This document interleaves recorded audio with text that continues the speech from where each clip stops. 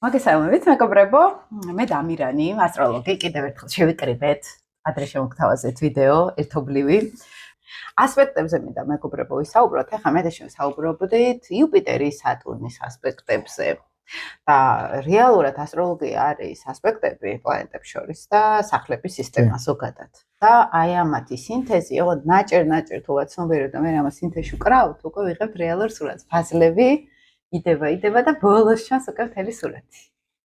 ეხლა ამ ნაწილ ფაზლებზე ვილაპარაკებ, ჩვენთვის როგორ ვლინდება იუპიტერის ასპექტები. იცი, ასე მე ველაპარაკებოდი ზე იუპიტერზე მაგალითად და შენ ინტერპრეტაცია არის საინტერესო. მოგესალმებით, მადლობა. თამაში. ამ შესაძლებლობისათვის, რომ გვაძლევს საშუალებას ესეთი ინტელექტუალური და საინტერესო თემები გავშალოთ და ფართო საზოგადოებასაც გაუზიაროთ. კონკრეტულად აი რაზედაც საუბრობდით საინტერესო რაც იყო და შეთაგონება რომ ჩაგვეწერა ვიდეო რამაც წამოიღო, ეს არის უკვე ის გამოსწრება, რაც შენგან ერთ-ერთი პირველი მოვისმინე, როგორც ჩემთვის ერთ-ერთი მნიშვნელოვანი მასწავლებლისგან, რომ კი ასპექტები იცი, თეორია კარგად იცი, ხვდები ამ ყველაფერს, მაგრამ ნუ პრაქტიკა და პრაქტიკა თუ არა გაქვს გამოცდილება, ისე არ მოდის.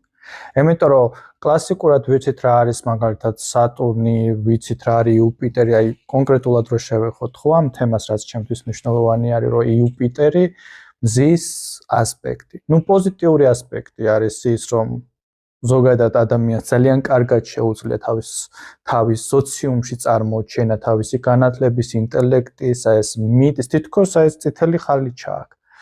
მაგრამ საინტერესო აღმოჩნდა ჩემთვის, როგორც ერთ-ერთი ასპექტი იუპიტერი მზის კვადრატურა. იმიტომ რომ გინდა წითელი ხალიჩა, მაგრამ არ არის.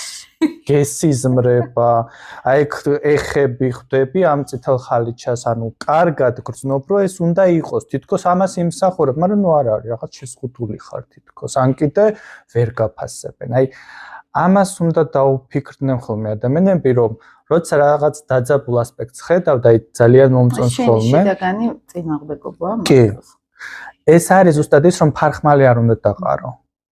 აი ამ გამოცდილების გადასახედიდან ესე რომ ვთქვა, ჩემთვის ერთ-ერთი მთავარი მესეჯი და გზავნილი რაც იქნება ჩვენი მსმენელებისთვის არის ის, რომ თუ მაგალითად კლასიკურ ასტროლოგიაში ასტროლოგთან თუ პირადად როდესაც ადგენთ ხოლმე სხვადასხვა პლატფორმაზე დაინახათ, რომ დაძაბულია ასპექტი და რაღაც, ეს არ ნიშნავს, რომ всё, ბედი ჩაკეტილი გაქვს, აქეთ არ უნდა გაიხედო, პირიქით ის ითხოვს ჩვენს ყურადღებას.